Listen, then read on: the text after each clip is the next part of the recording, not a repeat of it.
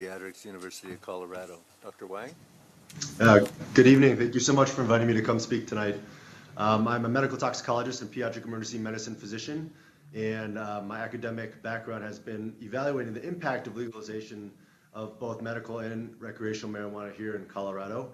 As some of you guys know, our state has been kind of the first in the forefront in trying to evaluate the regulations, the proper regulations that should be in place while we legalize. We legalized medical marijuana around the year 2000, although the proliferation of medical marijuana did not happen until about the end of 2009 with the release of the Ogden Memo. The retail marijuana industry became legal here in January of 2014. The industry here has been prolific. 2017, there were about $1.5 billion in sales in all marijuana products.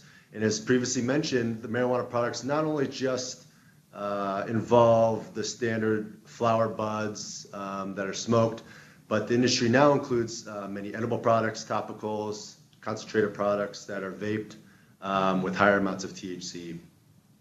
Now, what we've noticed in our state and in other states that have legalized medical marijuana, we've seen an increase in regional poison center calls for young pediatric exposures. Typically, the pediatric exposures around the age of 2 to 3 years of age, and many of them involve edible products. The edible products pose a unique problem as they're very palatable, attractive. They appeal because they do not look any different, like a cookie that's without marijuana. And many of them can have high amounts of THC, and with a large dose that's ingested in a young child can lead to severe symptoms. We've actually seen children who've needed mechanical ventilators to help them breathe because of the severe symptoms from a large exposure. Now, the increase in exposure rate in our state has not been epidemic by any means. We went from seeing 0 in about 5 years prior to the proliferation of medical marijuana to seeing about 1 to 2 a month.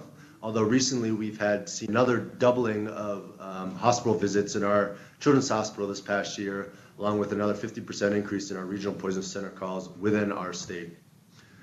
As far as adolescent exposures, overall across the nation, larger survey studies do not show there has been a significant increase in admitted adolescent use or abuse. However, their perception of risk for marijuana use has declined pretty dramatically over the past 5 years.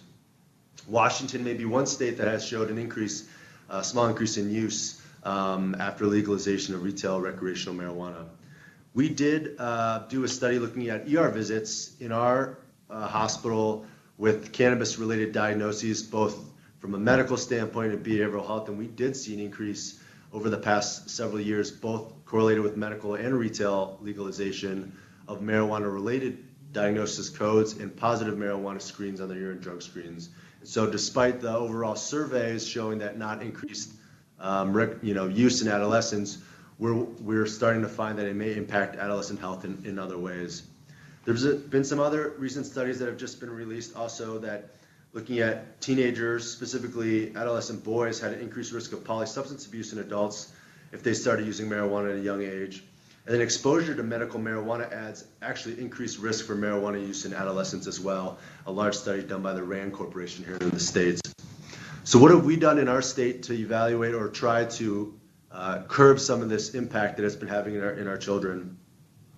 What we've had passed in our state legislature is we're not allowed to have any design of any branding to appeal to children, specifically targeting children or adults, population less than 21 years of age, including but not limited to cartoon or similar images.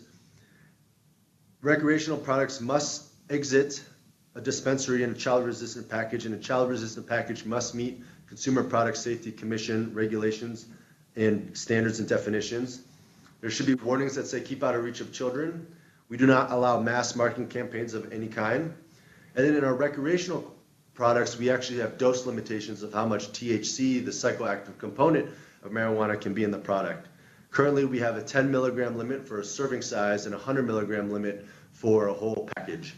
The only difference with the medical industry is there is no limitations to how much THC are in their products.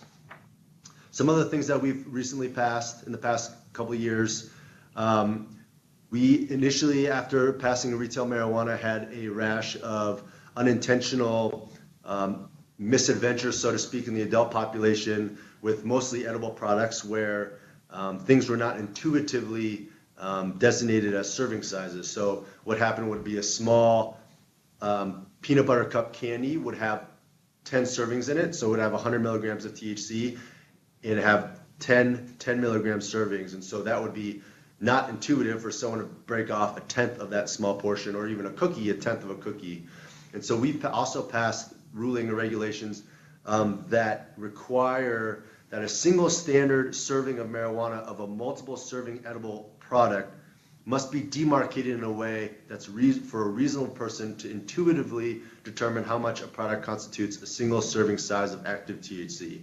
So an example would that be a scored chocolate bar. A small bar would be a serving size, rather than a cookie where there'd be no scoring and you'd be unable to determine what a serving size is.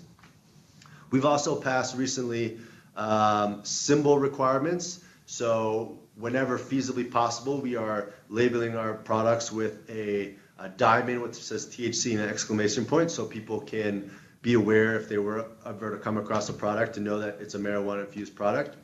And then we also have banned candies, specifically gummies, in the shape of animals, fruits, cartoons, humans of any kind, to try to decrease the appeal to the pediatric and adolescent population. With that, I look forward to the discussion tonight. I'm more than happy to answer any questions as we go forward.